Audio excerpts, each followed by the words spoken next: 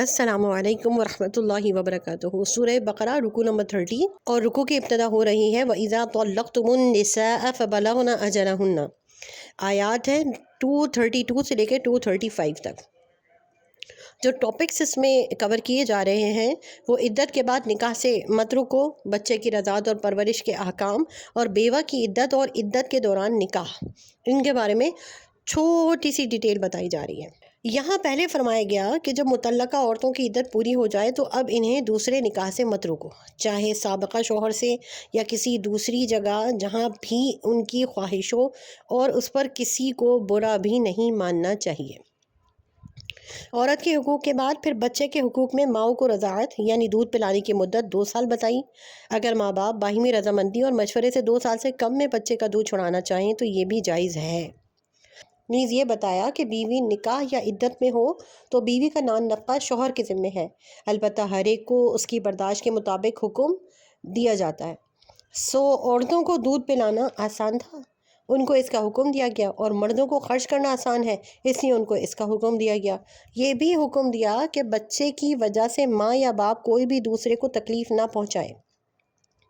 یعنی ماں باپ کو تکلیف نہ پہنچائے بچے کی وجہ سے، اور باپ بچے کی وجہ سے ماں کو تکلیف نہ پہنچائے۔ یہ بھی بتایا گیا کہ اگر باپ زندہ نہ ہو تو بچے کی پرورش کا انتظام اس کے محرم رشتہ دار کے ذمے ہے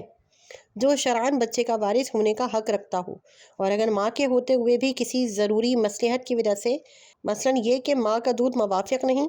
جبکہ ماں اس کی زندہ ہے،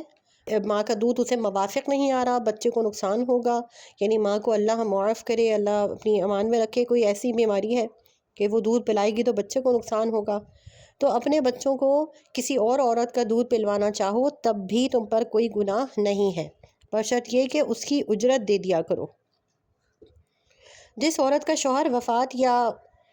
وفات پا جائے تو اس کی عدت 4 ماہ 10 دن بتائی گئی ہے، اور عدت پوری ہونے کے بعد عورت کو طریقے کے مطابق نکاح کی اجازت بھی دی گئی ہے۔ عدت کے دوران صاف الفاظ میں نکاح یا نکاح کے پیغام اور وعدے سے منع بھی کر دیا گیا ہے، البتہ دل میں ارادہ خواہش رکھنے یا اشارہ کنایہ میں اپنی خواہش کے اظہار کی اجازت ہے، لیکن عدت ختم ہونے سے پہلے نکاح کرنا بہرحال جائز نہیں ہے۔ الحمدللہ یہاں پر 30واں رکوع مکمل ہوا ہے، اور انشاءاللہ نیکسٹ ویڈیو میں ہم 31 رکوع کی